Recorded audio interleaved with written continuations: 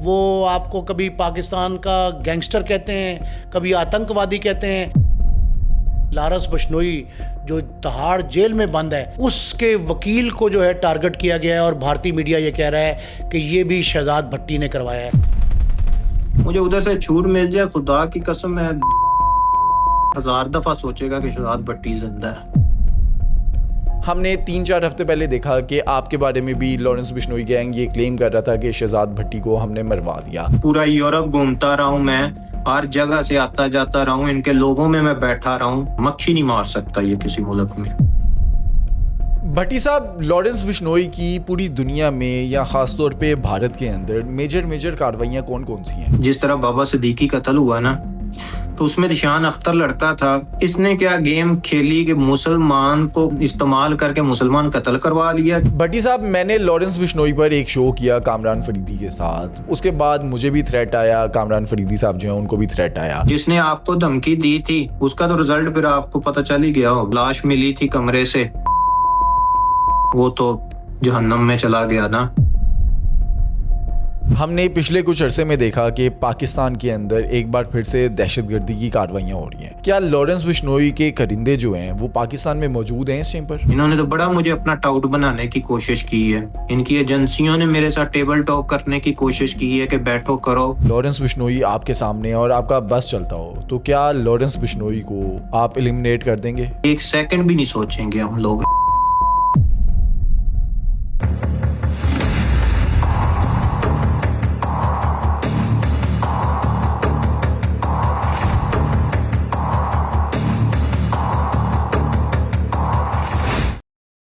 नाजरीन, हमने आपसे वादा किया था कि भारत में जो कुछ हो रहा है आजकल और जो गैंग वॉर थी उसका रुख एक नए तरफ आ गया है, उसमें हम शहजाद भट्टी साहब से आपकी गुफ्तगू कराएंगे। आज हमारी खुशकिस्मती है कि शहजाद भट्टी साहब हमारे साथ लाइन पे हैं, एक नामालूम मुकाम से वो आपसे मुखातिब हैं। शहजाद भट्टी साहब, बहुत शुक्रिया आपका कि आप हमारे नाजरीन के लिए हमारे प्रोग्राम में तशरीफ़ लाए।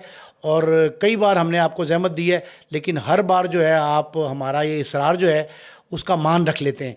बहुत शुक्रिया आपका। आप ये बताएं कि एक बार फिर जो है वो आप भारतीय मीडिया, मेन स्ट्रीम मीडिया और सोशल मीडिया, डिजिटल मीडिया, उसकी रौनक बने हुए हैं।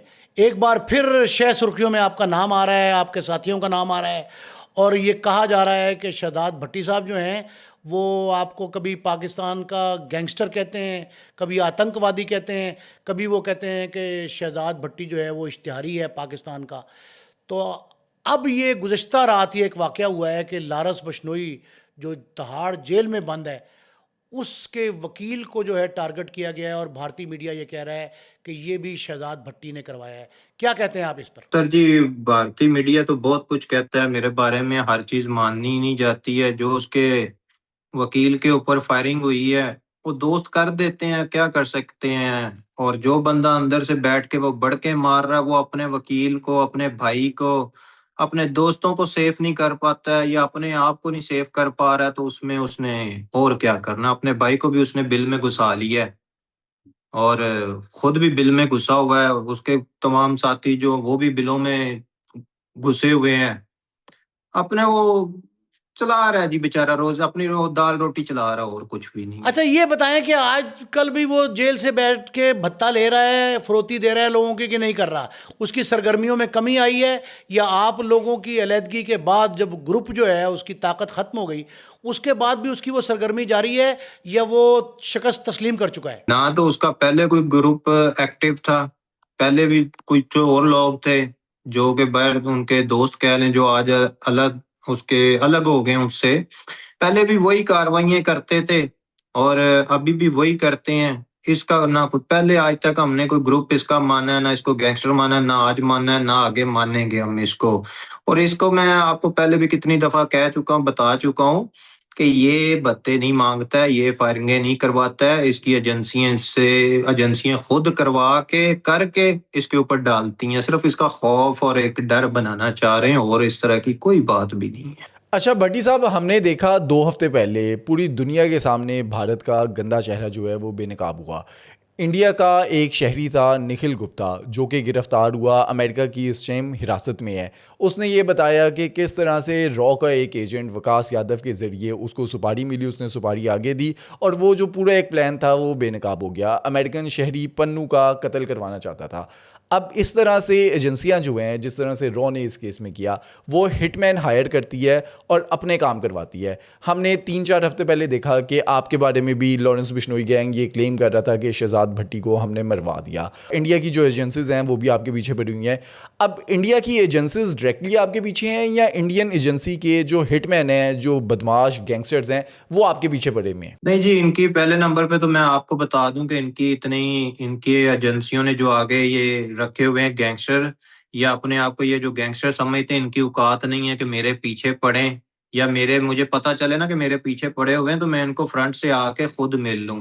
तो ये होता यही है, जिन एजेंसियों ने, इनकी इंडिया की एजेंसियों ने बंदा मरवाना होता है या जिससे इसको तकलीफ इनको होती है, तो ये इसी तरह के जो लॉरेंस जैसे लोग हैं जिनको इन्होंने अंदर पनाहें दी हैं या अंदर छुपा के बिठाया हुआ है, ये इन्हीं से काम करवाते हैं। उसके बाद जो है कि ये अपनी कबूल कर लेते हैं जिम्मेदारियां, और इनका एक डर और खौफ बन जाता है। तो ये सारे एजेंसियां इनसे काम करवाती हैं। तो जब आप मुझे बताएं ना, कौन सा कितना का बड़ा ये इसने मुल्क के लिए कोई अच्छे काम किए हैं या कुछ भी किया है, इसने तमाम मुल्कों में जिम्मेदारियां उठाई, इंडिया में जिम्मेदारियां उठाई, क्या इसका इनकाउंटर नहीं हो सकता? लेकिन अगर इसका इनकाउंटर कर देंगे या इसको सजाए मौत दे देंगे, तो उनके एजेंसियों के पास कोई भी बंदा ऐसा नहीं बचेगा जिसके ऊपर वो एजेंसियां खुद काम करके तो जिसके ऊपर डाल सकती हों। इसको सिर्फ इसीलिए पिट्ठू बना के, इसके गले में पट्टा डाल के उन्होंने अंदर बिठाया हुआ है कि कोई भी काम होता है इसके ऊपर वो जिम्मेदारी ये उठा लेता है, इसके नाम से उठवा लेते हैं बस, और इसका कोई मकसद नहीं है। अभी गवर्नमेंट चेंज होगी इनकी, तो ये इसकी तूती बजा के जाएंगे इंशाल्लाह। वो अपना पीछे कोई भी प्रूफ या कुछ भी नहीं छोड़ के जाएंगे। इसको लग रहा है ना कि शायद मुझे पावर मिल रही है, तो इसकी ये भूल है लॉरेंस की। इसका वो जाने से पहले अपनी सफाई सारी करके जाएंगे। अच्छा भट्टी साहब, एक बात ये बताएं, पब्लिक जो है वो ये जानना चाहती है कि लॉरेंस बिश्नोई से आपकी मुखालफत क्या है, इतना ताल्लुक़ आपका था, और उसके बाद जो दोस्त उसको उसके साथी छोड़ गए और वो आपके साथ आ गए, तो क्या बाकायदा आपने कोई ग्रुप बना लिया अलग, या कोई तंजीम है आपकी, कोई तहरीक है ऐसी? आप लॉरेंस बिश्नोई को क्यों मुखालफत करके क्यों उसको ठिकाने लगाना चाहते हैं, वजह क्या है इसकी? पहले नंबर पे तो ना मेरी कोई तंजीम है, ना मेरा कोई ग्रुप है, और ना ही कोई पहले हमारा कोई ग्रुप था, ना आगे हमने कोई ग्रुप बनाना है। मैं एक पाकिस्तानी शहरी हूँ। मैं कभी भी ये नहीं चाहूंगा कि मेरे पाकिस्तान का नाम किसी ग्रुपबाजी में आए कि पाकिस्तानी ने कोई ग्रुप बनाया या तंजीम बनाई है। ना ही मैं अपने मुल्क में कोई भी इस तरह की एक्टिविटी करना चाहता हूँ कि माहौल खराब हो और मैं अपनी रियासत का नुकसान करूँ। मेरा इसके साथ ताल्लुक इसलिए खराब हुआ कि इन लोगों ने, लॉरेंस बिश्नोई वगैरह ने मुझे अप्रोच किया था मेरे ही मुल्क में कार्रवाइयां करवाने के लिए। और जब इसके ये हमारा इस्लाम टारगेट हुआ, जब इन्होंने हमें ऑफरें करवाई कि अपना नुकसान करो मुल्क में, तो हमने इनको जवाब दिया। आगे से मैंने इनको कहा, जब हमारा इस्लाम टारगेट हुआ तो मैंने कहा ये तुम्हारे मुल्क में बंदा बैठा हुआ है, ये इस्लाम टारगेट कर रहा है। इस बंदे ने वहां पे कोई भी ऐसी एक्टिविटी नहीं की। इसके बाद कुछ मामलात ऐसे हुए इसके कुछ बंदे थे जो कि मैंने अमेरिका भेजे, उनका तकरीबन इंडियन 6-6.5 करोड़ रुपए इसने देना था, वो भी नहीं दिया। हमने मांगा ही नहीं। हमने कहा यार, एक गंदे बंदे से चंद पैसों में तल्ला खत्म हो रहा है तो गंदा बंदा पीछे खत्म करें, पैसों की खैर है। इसने हर दोस्त के साथ ना सर मुनाफिकत की है, यार मार करता है। अब गोल्डी बराड़ जो लोग थे वो इसके बचपन के दोस्त थे। अगर वो इसके बचपन के दोस्त इसको छोड़ गए तो मेरी तो कुछ देर की यारी थी ना, कुछ देर की दोस्ती थी। तो जब इसका हमने देखा कि हमारे मुल्क के खिलाफ जाने लगा है, हमारे दूसरे अदारों के खिलाफ जाने लगा है, या इस्लाम टारगेट करवा रहा है, उन लोगों को पनाह दे रहा है जिन लोग इस्लाम टारगेट करते हैं, हमने अपना रास्ता अलग किया। क्यों हम अपने पाकिस्तान मुल्क के खिलाफ कभी जिंदगी में नहीं जा सकते। भट्टी साहब, लॉरेंस बिश्नोई की पूरी दुनिया में या ख़ास तौर पे भारत के अंदर मेजर कार्रवाइयाँ कौन कौन सी हैं जो आप गिनवा सकें? ये जिस तरह बाबा सिद्दीकी कत्ल हुआ ना, तो उसमें निशान अख्तर लड़का था। इसने वहां पे कार्रवाई उस मुसलमान पे किसी और से भी करवा सकता था, हिंदू से भी, किसी से। इसने क्या गेम खेली कि मुसलमान को कह के उसको इस्तेमाल करके मुसलमान कत्ल करवा लिया, कि कल को यही है कि भाई मुसलमान ने मुसलमान को ही कत्ल करवाया और इंडिया में मुसलमानों का नाम खराब करने की कोशिश की। फिर इसने वो दिशान अख्तर को इस्तेमाल किया, उसको रोड पे छोड़ दिया फंसने के लिए। वो किसी तरीके मेरा छोटा भाई है, उसने मुझे कहा कि भाई मैंने उसको मुसलमान, एक शहरी अपना मुसलमान भाई समझते हुए उसको मैंने पैसे दिए कि ये लो तुम अपना बंदोबस्त करो और यहाँ से आउट हो जाओ। फिर आउट करवाया उसको, कनाडा पहुंचाया, सिर्फ एक मुसलमान होने के तौर पे। लेकिन ये तो अपने बंदे इस्तेमाल करते हैं, इस्तेमाल करके ये टिश्यू की तरह फेंक देते हैं अपने लोगों को। अच्छा ये बताएं कि ये जो सिद्धू मूसा वाला है उसके कत्ल की जिम्मेदारी भी लारस बिश्नोई की है, उसने कबूल की है या कोई और वजह है? गोल्डी बराड़ जो है वो पीछे था, और भी बीच में काफी सारी लोग हैं, चीजें हैं, कि मैंने आपको जिस तरह पहले बताया था कि किसी दिन उस पे पूरा मैं आपके साथ तफसील में बात करूंगा। और ये इसको तो पता भी नहीं था कि क्या हुआ है क्या नहीं हुआ है। इसके नाम की पोस्ट डाली गई थी, वो भी कनाडा से ही डाली गई थी। इसको पता भी नहीं था कि मेरे नाम की ये पोस्ट डल रही है। ये चीज है, इसका इतना हाथ है, ये मक्खी नहीं मरवा सकता, मुझे नहीं मरवा सका है आज तक किसी मुल्क में, जो कि पूरा यूरोप घूमता रहा हूं मैं, हर जगह से आता जाता रहा हूं, इनके लोगों में मैं बैठा रहा हूं, तो मेरा नहीं कुछ कर सका है। तो बस वो किसको इसने मारना, मक्खी नहीं मार सकता ये किसी मुल्क में। भट्टी साहब, अगर थोड़ा हिंट आप दे दें, आपके मुताबिक लॉरेंस बिश्नोई ने सिद्धू मूसेवाले को नहीं मरवाया, गोल्डी बराड़ की कार्रवाई थी, लेकिन इस कार्रवाई के पीछे क्या इंडिया की हुकूमत थी, मोदी हुकूमत थी या एजेंसी थी? ये हुकूमतें हैं, मैंने तो पहले भी खुला बताया था कि उनकी गवर्नमेंटें थी। उसने जब वो इलेक्शनों में भी आया है, उस टाइम कुछ उनकी एजेंसियां भी पीछे थी। काफी कुछ है बीच में उसके, बहुत कुछ है सर। वो अभी उसके वालिद, जैसे ही उसका वालिद भी सियासत में गया तो उसको भी थ्रेट आने शुरू हो गए, उसको भी धमकियां आनी शुरू हो गई। पहले क्यों नहीं उसके वालिद को आई थ्रेट और धमकियां, जितनी देर वो सियासत में नहीं था। उसका बेटा भी सियासत में गया तो उसको ये अंजाम भुगतना पड़ा, अब उसका वालिद भी जा रहा है। लेकिन इसमें यह भी था कि गोल्डी बराड़ की अपनी भी उनके साथ कोई दुश्मनी चल रही थी। भट्टी साहब, ये 1-1.5 माह पहले आप भी एक मुश्किल में गिरफ्तार हुए थे और पुर्तगाल और ब्राज़ील के इदारे, एजेंसियां, उनकी पुलिस वो आपके पीछे थी। आप ये बताएं कि आप वहाँ से जहाँ थे उस मुकाम से कहाँ मुंतकिल हुए, और ये 1.5-2 माह का अरसा जो है रुपोशी में काटा आपने? कोई मुश्किल थी, दरपेश थी आपको, या आप पे सख्ती आई थी? क्या वाकया हुआ और आपने उससे जान कैसे छुड़वाई? मुश्किल कोई भी नहीं आई थी, जान क्या छुड़वानी है सर, के होती रहती है कि इन लोगों ने मुझे जो है कि पुलिस रेड करवा के गिरफ्तार करवाने की कोशिश की कि ये बंदा ये वाली कार्रवाइयां कर रहा है आपके मुल्क में बैठा हुआ। मैं तब ब्राजील में बैठा हुआ था। तो ब्राजील की गवर्नमेंट के कानून ऐसे हैं कि वो जब इंक्वायरियां स्टार्ट करती हैं तो उनकी इंक्वायरियां 10-10 साल चलती हैं। तो 10 साल आप मुल्क से बाहर भी नहीं जा सकते हैं और कुछ भी नहीं हो सकता है। तो मैं उन चीजों से बचने के लिए, जब हमें इत्तला पहले से आ गई थी, कोई हमारी भी ताकतें ऐसी बैठी हैं कि जो हमें भी बता देती हैं कि कल ये काम होना है, तो उससे पहले, जब होने से एक दिन पहले ही हमें पता चल गया था, हमने वहां से अपना ठिकाना जो था चेंज कर लिया।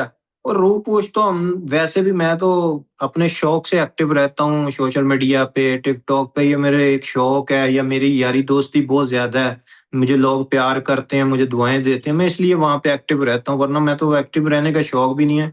और मेरे दोस्तों ने मशवरा दिया कि कुछ दिन साइड पे रह के देखो कि होता क्या है। जिस तरह आपने भी मुझे फोन पे यही कहा था कि भट्टी साहब आप थोड़ा सा सोशल मीडिया कम करें, आपके लिए खतरा है ये। तो हमने वो छोड़ा जब, तो इनको ये अंदर बैठे हुए लॉरेंस जो था ये खुश हो गया कि शायद वाकई शहजाद को जो है ना किसी ने मार दिया। तो इन्होंने अंदर बैठ के जिम्मेदारी उठा ली कि जी हमने मार दिया, पुर्तगाल में ये हो गया वो हो गया। वो पुर्तगाल में मैं कभी जिंदगी में गया ही नहीं सर। मुझे जिधर ये मार रहे हैं, पहले आप ये चीज तो चेक कर लो। और ऊपर से इनका मीडिया कैसा है कि यार आप एक चीज चेक करो कि पुर्तगाल में क्या ये केस रजिस्टर्ड हुआ है कि फलां नाम के बंदे के ऊपर फायरिंग हुई है या कत्ल हुआ है। ऐसे ही वो एक बंदे ने लिख के डाल दिया कि जी हमने ये कर दिया, उसी पे मीडिया शुरू हो गया। तो बस यही था, वो अंदर बैठ कर खुश हो रहे थे। 4 दिन उन्होंने खुश हुए हैं कि हमने मार दिया। अल्लाह की तरफ से ना आई हो तो सर जी ये गैंगस्टर शैंगस्टर ये पता नहीं कितने ही फिर रहे हैं हमारे पाकिस्तान में, हर गली में लॉरेंस बिश्नोई है। टिकटॉक का लॉरेंस बिश्नोई है। लेकिन भट्टी साहब, मेरा एक सवाल आपसे इधर है, आपको लेकर भारत का या रॉ का या लॉरेंस बिश्नोई का प्लान क्या है? आपको इंडिया लेकर जाना चाहते हैं, वहाँ पर जो कुछ आपका हाल करना है, लोगों को बताना है कि अगर कोई इंडिया के बारे में बात करेगा तो शहजाद भट्टी के साथ जो हमने किया हम ये हाल करेंगे, या आप जिधर उन्हें मिलेंगे जहाँ उनका दाव लगेगा आपको मार देंगे, मरवा देंगे? पाकिस्तान के हक में जो भी बोलेगा या इनके खिलाफ कोई भी बोलेगा ना, या अपने इस्लाम के लिए कोई बंदा खड़ा होगा या अपने अदारे के बारे में खड़ा होगा, उसके हक में खड़ा होगा हमारा कोई भी पाकिस्तानी, ये सबसे पहले उसको दहशतगर्द बनाएंगे, उसको गैंगस्टर बनाएंगे, उसको जो है कि ये आईएसआई का बंदा बनाएंगे कि जी ये आईएसआई का एजेंट है या आईएसआई का ऑपरेटर है। ये चीजें बना के तो कुछ ना कुछ केस डालते रहते हैं। उसके बाद ये कोशिशें करते हैं कि इसको जो है कि गिरफ्तार करके, पहली इनकी कोशिश होती है कि किसी तरीके इसको मरवा के उस बंदे को तो किसी गैंगस्टर के ऊपर डाल दें, और एक तो वो गैंगस्टर का रौब भी बन जाएगा इंडिया में कि ओहो जी फलाने मुल्क में फलां बंदा मरवा दिया फलाने गैंगस्टर में, उसके बदले इनको फरोतियां ज्यादा मिलेंगी, इंडिया के लोगों में इनका डर ज्यादा बैठेगा। पहली कोशिश इनकी ये होती है। दूसरी कोशिश इनकी ये होती है कि ये पेपर तैयार करते हैं कि जिधर बंदा बैठा है उसको गिरफ्तार करवा के तो हिंदुस्तान ले जाएं। तो अब मैं वो चैनल पे बात करना नहीं चाहता था, लेकिन मैं मुझे वैसे ही कोई रिश्ता देंगे तो मैं बिजनेस क्लास करवा के अच्छा भट्टी साहब, एक बात बताएं। भारत ने आपके खिलाफ कई मुकदमात दर्ज किए ना, कई पर्चे आप पे, कई जगह आपको जो है इश्तिहारी करार दिलवा दिया। फिर भारतीय मीडिया जो इस तरह आपके खिलाफ चल ही रहा है, आप ये बताएं कि आप ये जो कार्रवाइयाँ कर रहे हैं ये अपने तय ही कर रहे हैं शौक के तहत, या किसी की सरपरस्ती हासिल है आपको? ये बड़ा सवाल है जो हमारे नाजरीन पूछते हैं हमसे। नहीं, अपना शौक तो नहीं होता है ये। जब आप इस तरह की, जब शुरू में मैं इन चीजों में गया था तो एक अल्लाह ताला ने सर दिल ऐसा दिया हुआ था कि अपने इस्लाम के बारे में कोई बात नहीं बर्दाश्त करते थे, अपने मुल्क के बारे में नहीं बर्दाश्त करते थे। तो जब इनके साथ बैठे हैं, दोस्ती हुई है, तो जब इन चीजें इन्होंने की हैं, उस टाइम तो समझे कि हमने वो जोश में आके कर दिया कि यार तुमने क्यों इस्लाम टारगेट किया या कुछ भी। तो अब जो है अब मजबूरी बन गई है। अब मजबूरी बन गई है कि अगर पीछे हटते हैं या छुपते हैं तो फिर वो हमारे अपना मुसलमानों का नाम भी खराब होता है, पाकिस्तान के एक बेटे का नाम भी खराब होता है कि भी नहीं भाई आया था मैदान में तो शायद अपनी मौत के डर से जो है कि छुप के बैठ गया है या कुछ भी इस तरह का। अगर मेरे मुल्क के, यकीन करें, मुझे अदारे कुछ ना कहें या मुझे इस तरह की ना करें ना, हालांकि मैंने अपने मुल्क की रियासत का कभी नुकसान नहीं किया या अपने मुल्क के खिलाफ या अपने मुल्क, मुझे उधर से छूट मिल जाए खुदा की कसम मैं धज्जियां उड़ा दूं इनकी कि कोई बंदा इस्लाम टारगेट करने से पहले या मेरे मुल्क की तरफ आंखें निकालने से पहले 1000 दफा सोचेगा कि शहजाद भट्टी जिंदा है।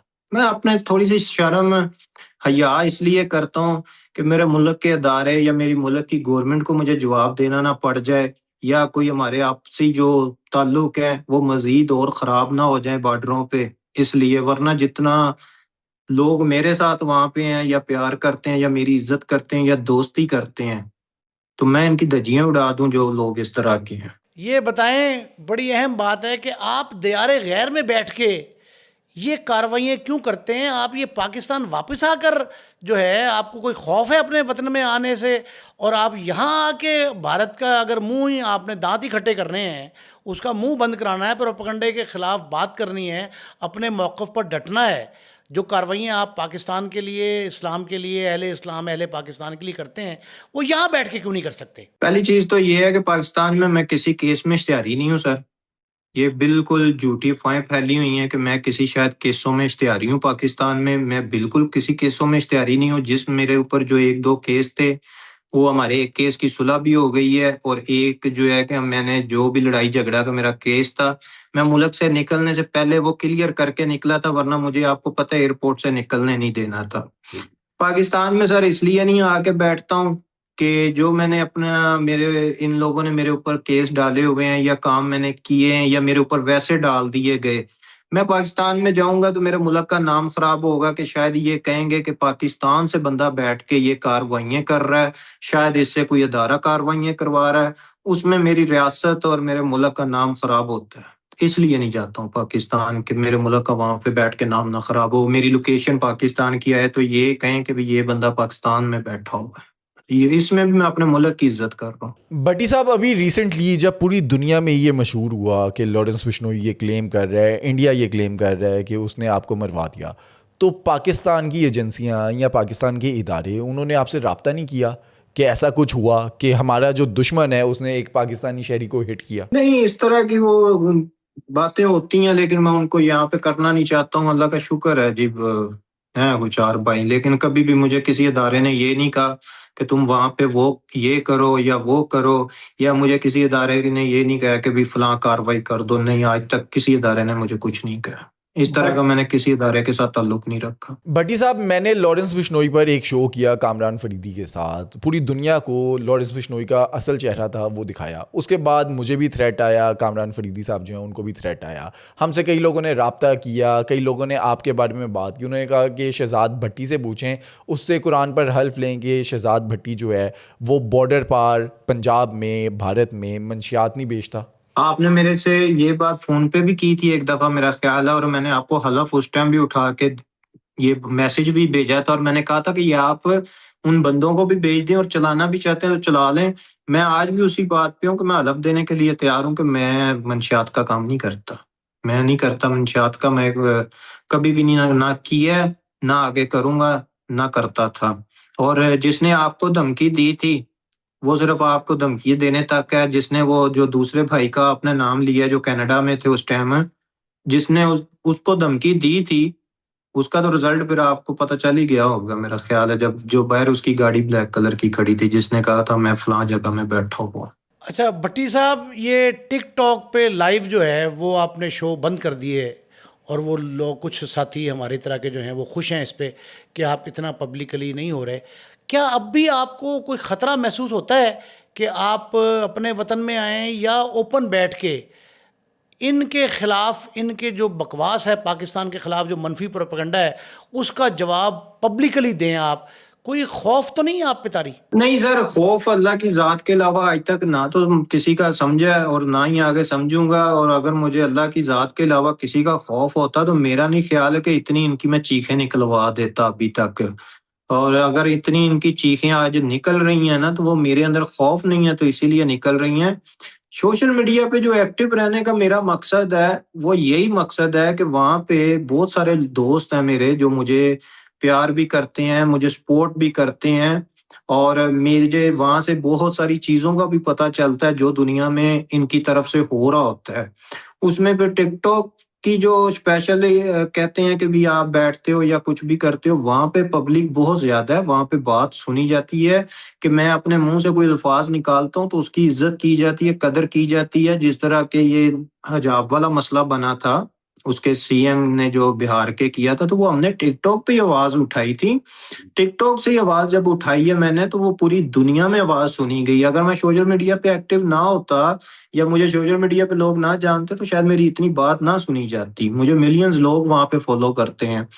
फिर उसमें ये है कि ये जो कोई काम होते हैं या कोई मसले मसाइल बनते हैं, इस पे आपको पता है लाखों रुपया लगता है, खर्चा आता है इस पे।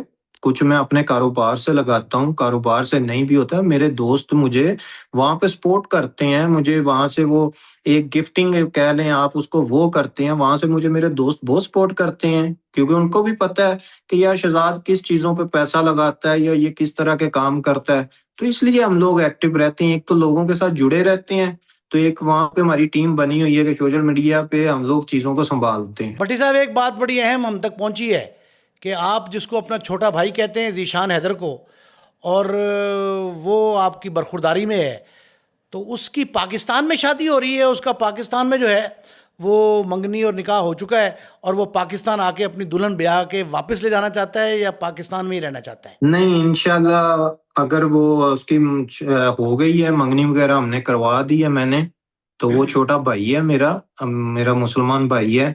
तो इंशाल्लाह वो उसका कनाडा में है। जैसे ही उसके पेपर कंप्लीट हो जाते हैं तो उसको लेके आऊंगा, मैं पाकिस्तान भेजूंगा। और उधर अगर उसकी शादी करेंगे, अगर उसका दिल करेगा तो हम पाकिस्तान रखूंगा। अगर वो कहेगा मैं वापस अपनी बेगम को कनाडा लेके आना चाहता हूँ या कहीं पे भी, तो मैं उसको जरूर करूंगा। क्या आप ज़ीशान के बारातियों में शामिल होंगे? पहली बात। और दूसरी बात ये है कि क्या आपने जो कराई है उसका हमें हदूद अरबा नाम इलाका बता सकते हैं कि पाकिस्तान में उसने पसंद की शादी की है या आपने रिश्ता तय करवाया है? नहीं, उसने अपनी पसंद की शादी की है। सियालकोट शहर है उनका, बस इतना ही बता देता हूँ। और सियालकोट में लड़की है, बड़े अच्छे घर से है, मुसलमान बेटी है, हमारी बहन है छोटी वो। और बराती तो मुश्किल बात है जी, पाकिस्तान तो अभी नहीं कोई प्रोग्राम है जाने का, लेकिन ये है कि दुबई तक या जाए कहीं भी। दुबई में मेरी सबसे ज्यादा दोस्ती यारी जो है वो दुबई में बैठते हैं, तो हम लोग दुबई वगैरह में कोई फंक्शन वगैरह रखेंगे, वहीं पे अपनी खुशी को जो है कि वो शामिल करेंगे। शायद उस बहन को भी हम लोग दुबई बुला के दुबई से ही शादी करवा के वापस भिजवा दें, अगर पाकिस्तान ना भी आ सका तो वो। भट्टी साहब एक चीज़ बताएं, हमने पिछले कुछ अरसे में देखा कि पाकिस्तान के अंदर एक बार फिर से दहशतगर्दी की कार्रवाइयाँ हो रही हैं। क्या लॉरेंस बिश्नोई के करिंदे जो हैं वो पाकिस्तान में मौजूद हैं इस टाइम पर? अच्छा, एक और बात इसमें, आपने निशानदेही भी की थी हमारे साथ गुफ्तगू में। आपने ये कहा था, जिन इलाकों का बताया था और जो दुबई से फंड्स मुंतकिल हुए थे वो आपने तज़किरा किया था, वो मन्नो-अन जो है वो दुरुस्त साबित हुआ है। इस तनाजुर में बताएं कि वो क्या कार्रवाइयाँ कर रहा है गिरोह? किया असल में इसके पीछे इनकी एजेंसी थी। इन लोगों ने लॉरेंस का और लॉरेंस के बंदे थे, उनको आगे इन्होंने एक वो सूलतकार बनाया। दुबई से बैठ के इन्होंने पैसा पाकिस्तान में उस टाइम भेजा कार्रवाइयाँ करवाने का, तो वो हमारे तक बात पहुंच गई, बीच में लोग हैं हमारे भी। लेकिन वो जिसने तकरीबन इंडियन 6-7 करोड़ रुपए पाकिस्तान में ट्रांसफर किया था, उसकी तो मेरा ख्याल है उधर लाश मिली थी कमरे से, गर्दन कटी हुई थी। वो तो जहन्नम में चला गया ना।